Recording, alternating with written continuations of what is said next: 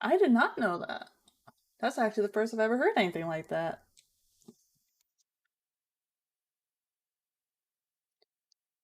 No, we are not going to Waffle House to fight.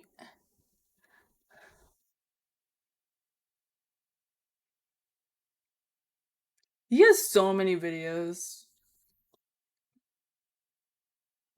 Like, I always sometimes I have a hard time when everyone's like whenever I open up the little video list and I'm like, I don't know which one of these I want to click. So whenever you guys are like, oh yeah, you should do this one, you should do this one, I always love I love the suggestions. So this one here is let's see, get this open here so I can check. America's most iconic delivery system, Grumman LLV. Or Grumman, I can't do Roman numerals because I don't remember what LL is. But yeah. I'm sure he'll tell me anyway. Every single time I try to make a funny, lighthearted video, it gets completely unhinged. Yep. Today we're talking about Northrop Grumman's most iconic vehicle of all time. Every aviation nerd just sat forward in their chair because if I don't pick their favorite Northrop Grumman plane, they're gonna roast me in the comments section, because if you don't know, Northrop Grumman is a defense contractor primarily known for making warplanes, and they've created some of the most iconic and effective warplanes the world has ever seen. Some of those planes include the F4F Wildcat, thank you. the F6F Hellcat, America's gun with wings, the A-10 Warthog, the B-21 stealth bomber, and its replacement, the B-21 Raider. But all of these pale in comparison to Northrop Grumman's most iconic and durable vehicle of all time. A vehicle that was designed to perform its tasks swiftly, despite snow or rain or heat or gloom of night. The LLV, the Long Life Vehicle, aka the mail truck. Wait, what? You're not serious. The mail vehicles? You've Huh? gotta be shitting me. I shot down 3 MiGs on one of those. Yeah, the same people that made like half the planes in US military history also made your friendly neighborhood mail truck. I can only imagine that the US Postal Service put out a memo like, hey, we're looking for a vehicle to help deliver packages, and the US government was like, oh, I am package, so payload, ready for potato, this. potato, same thing. Call up Northrop Grumman. They're really good at delivering that type of stuff. Okay, Northrop Grumman's used to putting warheads on foreheads, now they're putting parcels on porches. It's the same thing. Now all I need is for Lockheed Martin to start making action figures and my life will be complete. You put munitions, chips, and toys? Standard issue. Oh, I actually watched the movie not too Okay, long all ago. jokes aside, I'm actually legitimately upset that this thing is named the LLV. I mean, it's made by Northrop Grumman, the makers of the F4F Wildcat and the F6F Hellcat, and you didn't name this the Mail Cat? Are you fucking kidding me? Missed opportunity in marketing. Did you forget to do the ad? No, I did the ad. Thanks for finally being in a YouTube video with a shirt on for once. You're welcome. Nice thong, Borat.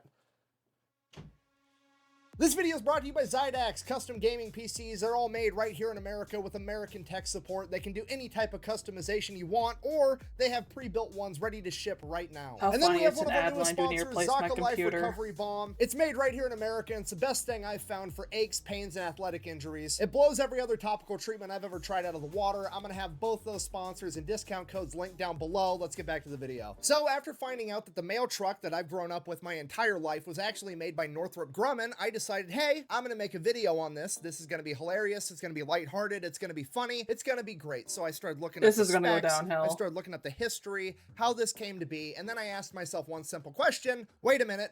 Why on earth is a defense contractor making this little tiny car when an automotive contractor probably could have done the same real thing question. better and probably cheaper? And per usual, to absolutely nobody's surprise, it's because once again, the government ruins everything. Of course. We do. All right, so let's take it from the top. Once upon a time in 1775, the United States Continental Congress says, hey, delivering mail is super duper important because we don't have email and phones and telegraphs yet, and delivering letters is the only way that we can communicate. So we need to establish a post office, and we're going to take one of our smartest smartest founding fathers, Benjamin Franklin, and make him the first postmaster general to figure this entire thing out. Then the government pretty much immediately decides, hey, we want this to kind of be a government agency, but also we don't want to have to give it any tax money to be able to run itself. So what we're going to do is we're going to make it a legal monopoly. We're going to go ahead and say that the U.S. Postal Service is the only entity that is legally allowed to deliver the mail. That way, the U.S. Postal Service is going to be guaranteed to get 100% of the business, so they're going to have enough money to be able to fund themselves and not have to rely on taxpayer money. And this is still going on to this day. This is a legally recognized and regulated monopoly. Makes sense. What about FedEx and UPS? Other That's actually a packages. good question out of you for once. So the monopoly only applies to like letters and mail and shit like that. Packages are technically different, and there's allowed to be commercial competition there. That's why UPS and FedEx primarily only deliver packages. Now, I say usually because there is an exception that if you have something of vital importance that needs to be like overnighted to somewhere immediately, you are allowed to use FedEx or USPS to ship that if it's of vital importance. And I know what you're thinking. It seems like there's a pretty big gray area there. I mean, who sets the criteria as to whether or not something is important enough to violate the U.S. Postal Service's legal monopoly and be able to use FedEx or UPS to send a letter or an important document? Well, obviously, that would be the U.S. Postal Service's in-house federal law enforcement agency, the Postal Inspectors. I'm not shitting you. The mailmen have their own federal law enforcement agency. I had no idea. And they don't fuck around either.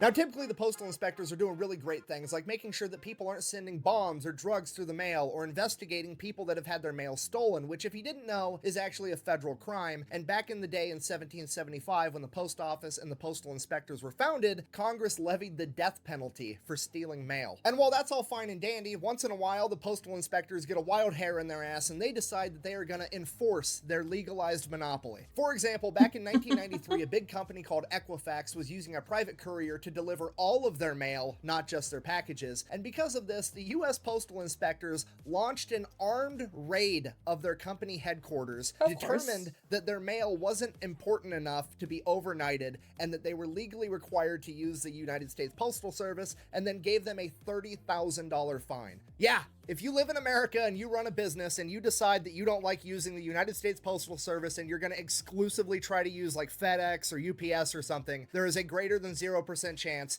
that armed mailmen in body armor will show up to your headquarters and raid your business, tell you that's illegal, and then give you a fine. Okay, do I want to talk shit right now because that seems absolutely insane and ridiculous? Yeah, a little bit. Am I gonna? Absolutely not, because they know where I live, okay? I didn't know they existed until yesterday, and already Special Forces mailmen is on the top of my list of people I'm not gonna fuck with. So everybody kind of already knows that being a mail carrier is a government job, but most people don't understand to the extent that the U.S. Postal Service is its own government entity, so much so that it necessitates its own federal law enforcement agency. So going back to the Grumman mail cat and the actual physical transportation of the mail, it always just kind of went with the times. Back in the 1700s when they were founded, it was delivered on horseback. When cars came out and they became more and more common, the post office began using more and more cars. So the U.S. Postal Service would just acquire whatever cars they needed whenever they needed them, and this went on for decades. But by the 1930s and 1940s, it was becoming a huge issue because the USPS had acquired a ton of different cars. They were all different makes, all different models.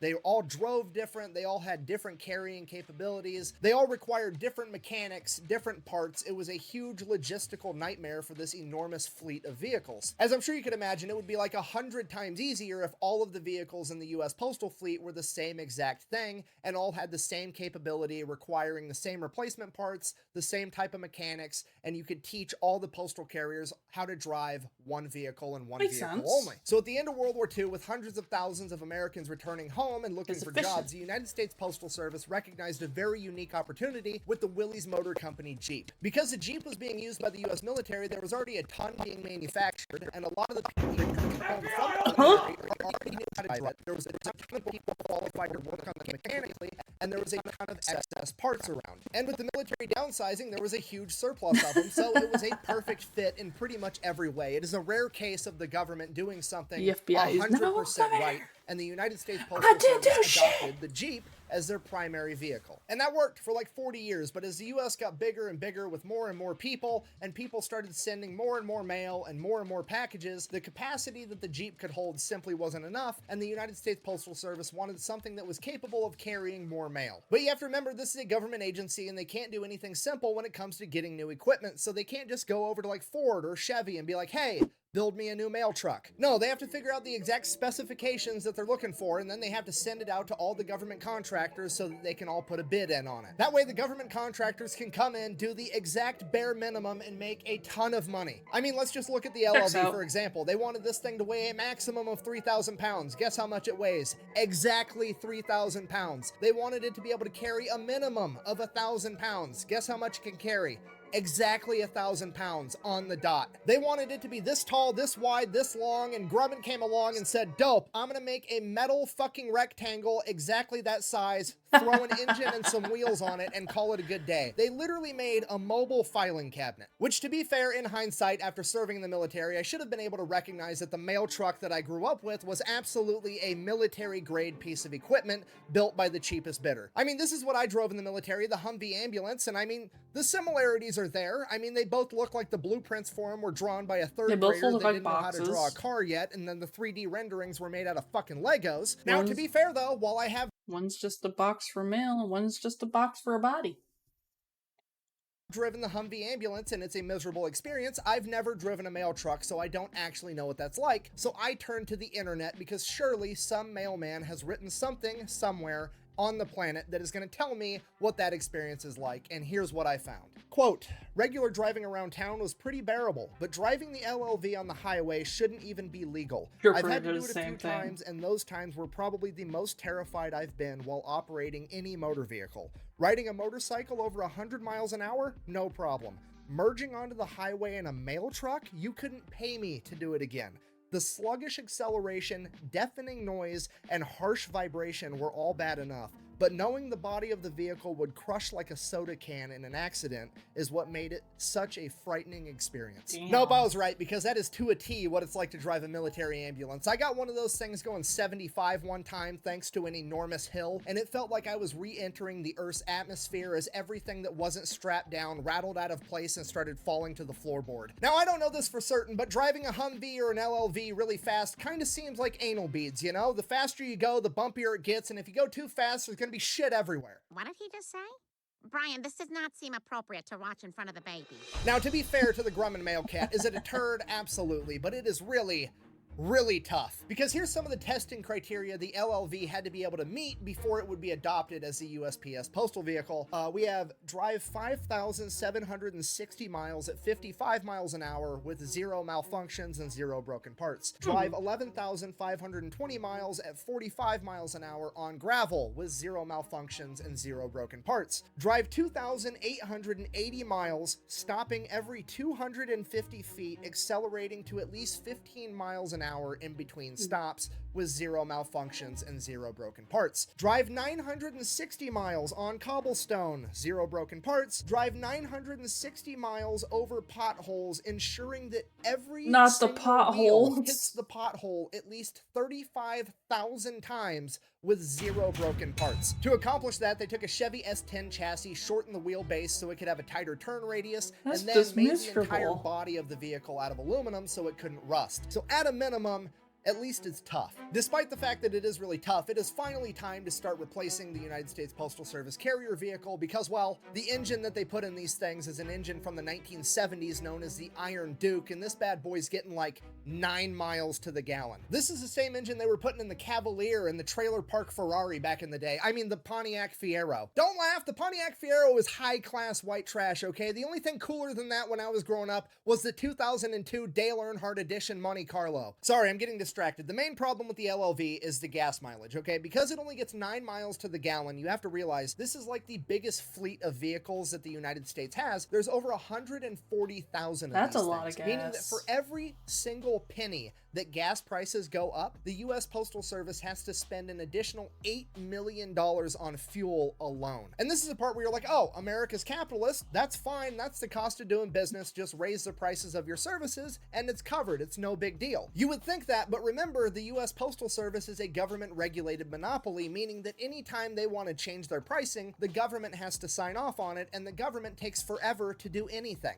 Another example of this would be like the power company, right? Because you can't shop around for different power providers the same way you look for like an internet service provider or a cell phone provider. You only have one power company available where you live, the same way you only have one post office available where you live. Anytime the power company wants to raise their rates, the government has to sign off on it, and it's a huge deal. Same thing applies to the postal service and stamps or anything else. Because of this, they can't effectively adapt and change their prices, so it's a humongous issue. So how do we solve this? Well, there's two options. You could A, get rid of the monopoly that's set in place because it's no longer effective for what it was originally supposed to do by helping the USPS, and now it's actually hindering them more than it's helping because they're no longer able to change their prices to actually be competitive. Or you could B, make them get different vehicles. And obviously, we're absolutely 100% of the time going to go with B because the US government, or any government ever really, is never ever going to give up control, and they have control over the USPS, and they're never ever going to let that go. They would rather see that thing burn to the ground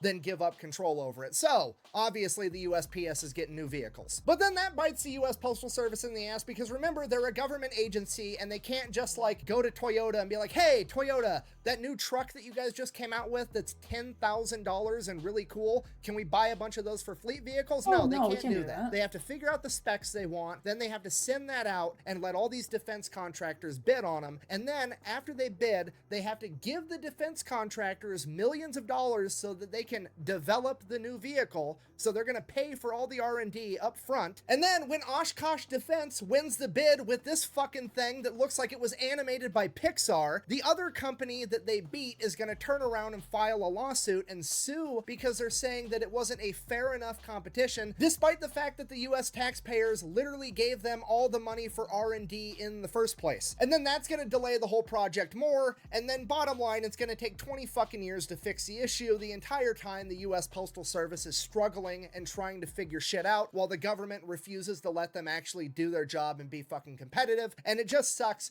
because the US Postal Service is sacred. There's nothing more sacred to society than the mailman. All I wanted to do was have a happy, lighthearted video because I thought it was funny that Northrop Grumman was making mail trucks, and now, after researching it, I'm gonna get upset every time I watch my mail lady deliver the mail because I'm gonna recognize that she's wearing a parka and overalls inside of her vehicle because the heater barely works, because she's driving a 40-year-old mail truck that's a piece of shit, because the government fucks up everything they even get near touching. So in conclusion, I guess that's the story of why mail trucks are made by defense contractors, and if you're a mail carrier, I've always appreciated you, but I'm gonna be honest, I have another level of appreciation for what you do, because I truly, genuinely had no idea the levels of bureaucratic bullshit that you had to hurdle on your way to get mail into my mailbox, so thank you.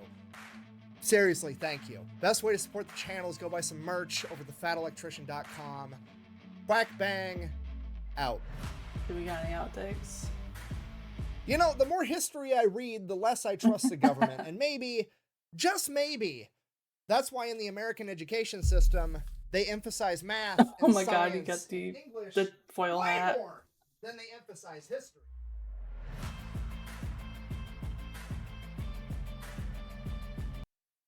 Well, I mean, to be fair, every conspiracy theory has a little bit of truth in it.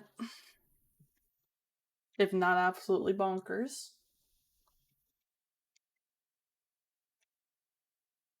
Oh. That was a trip I was not ready for. How dare they not call it Milkcat? How dare they? Milkcat would have been perfect. Man, I got new appreciation for that poor mail lady that delivers our mail here.